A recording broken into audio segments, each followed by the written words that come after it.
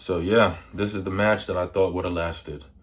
Back in 2024, um, I was on the dating app Black. Well, it's BLK, stands for Black clearly, and it's usually for the urban community, people of color who want to date with inside their race. Me, did I really care? No, because I'm equal opportunist. But I said, fuck it, I'm gonna try it out. My friends told me about it.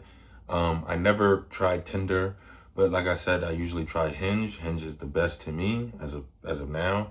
They have Bumble and everything else, but those usually have paywalls up to make you really pay, right? So back in 2024, I matched with her on BLK. She looks very good, as y'all can see.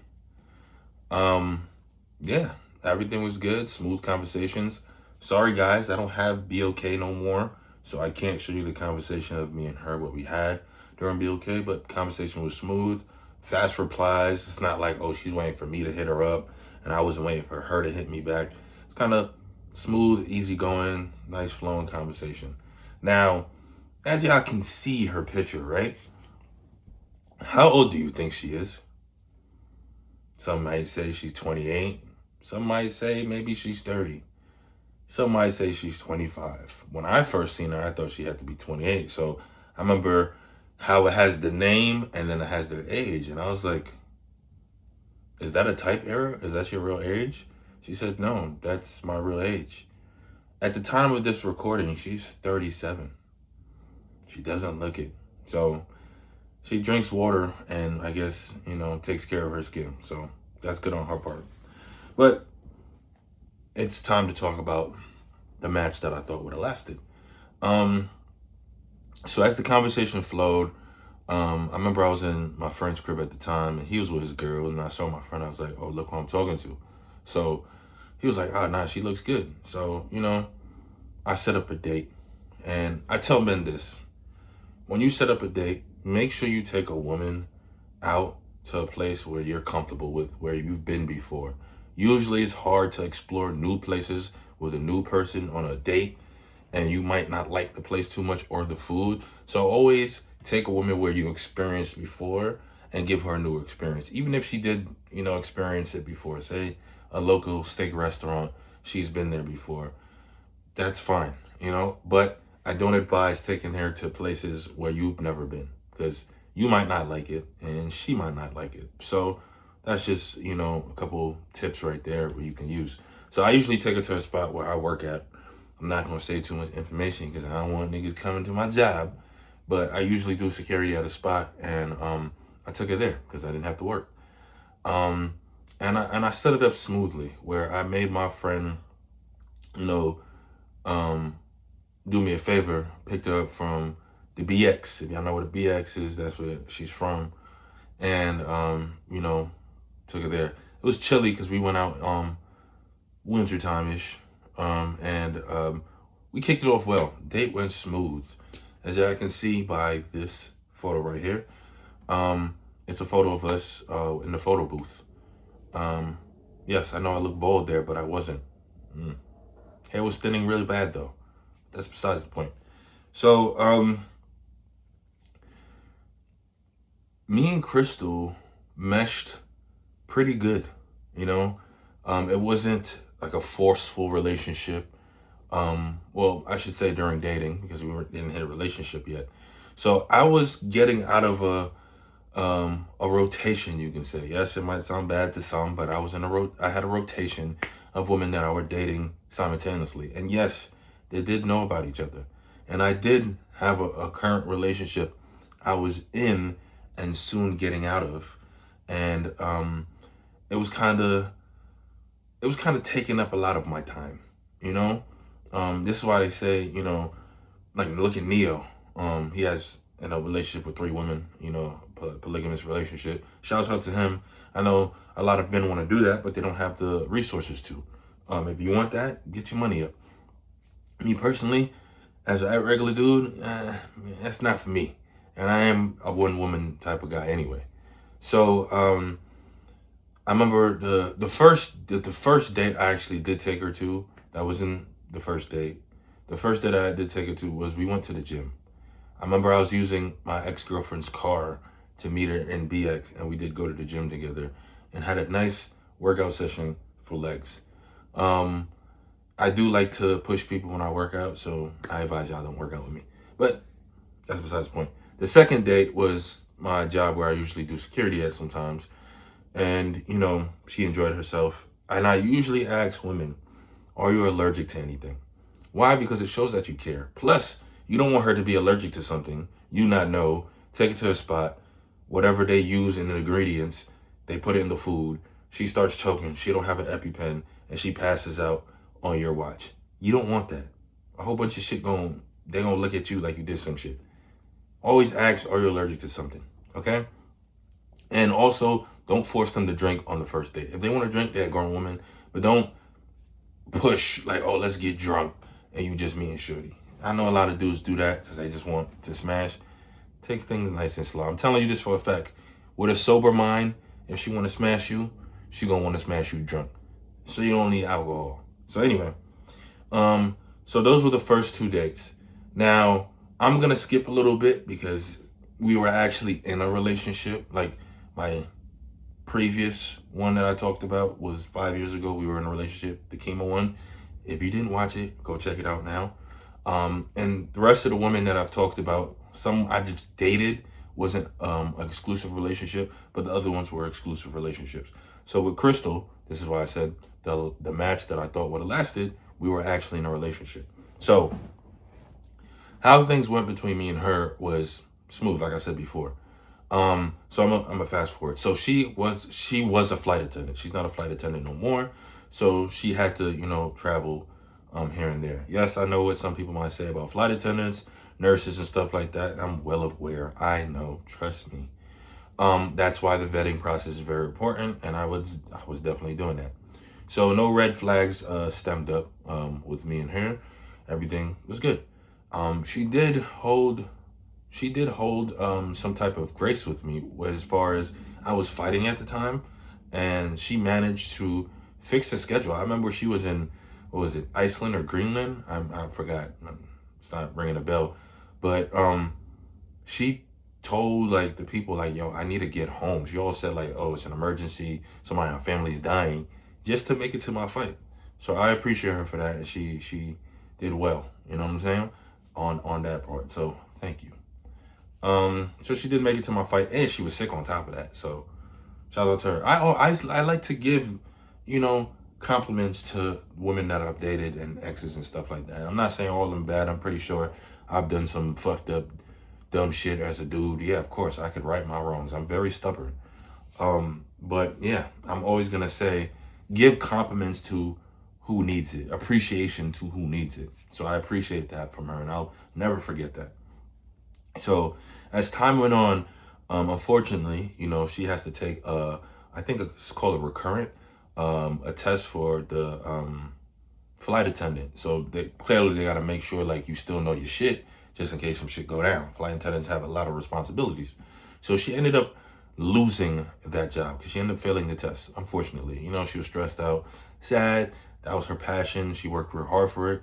It didn't work out for her. So as her dude, person who's dating her and taking her somewhat seriously, I told my mom, and my mom had a job opportunity, and my mom blessed her with it.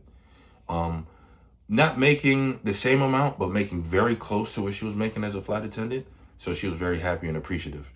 So what happened now was she lived in the BX. I live in BK. It's a distance. So my mom was like, so you don't have to travel back and forth to go to the job. I don't want you to be late. You could stay here for the night.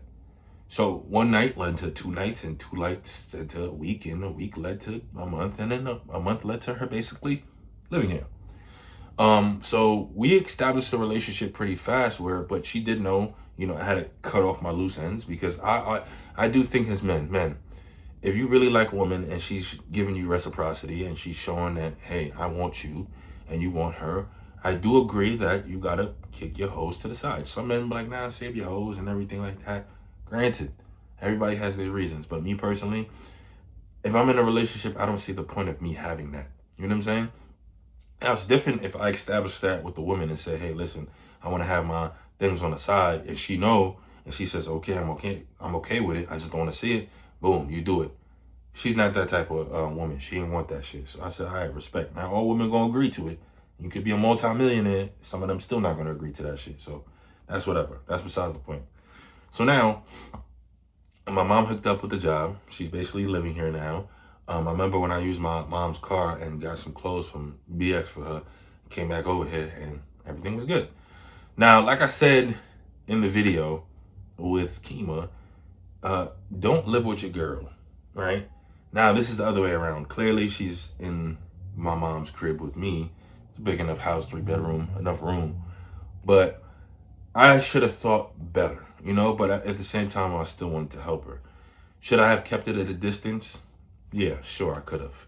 But the ties happened when she was basically working for my mom now. You know what I'm saying? So it's like, I didn't want to fuck that up with my mom, and I didn't want to fuck up her money. So it's like, mesh. You know what I'm saying? So was I happy? Yes, because it's like now I get to see my girl more often. So how we basically started a relationship was the contract video. If you haven't watched the contract video, go watch that now. It's very informal. If you're a man, want a relationship, if you're a woman, want a relationship, definitely look into that. You don't have to do the same thing. Watch it, get a couple ideas, try to run it through your relationship. So I remember it was July 25th. We was outside in the park. I read the contract over multiple times. I told her if she wanted to add anything, you can add anything. She said no. I said, okay, boom, we're gonna change our numbers. So you can't say anybody from my past is gonna hit me up, and I can't say the same thing for you neither. Boom. And it happened like that. So we changed our numbers in the park. We both called T-Mobile because we have T-Mobile, and we changed our numbers. We made it official right there. Was I happy? Yes, I was happy. I vetted her for 7 months. I cut off all my loose ends. I changed my number, and I felt like everything was gonna be smooth, right? So, her working for my mom started to get stressful, because the lady that she was with working for, one of the patients, were just being very annoying. And I understand that because currently one of my jobs are like that too.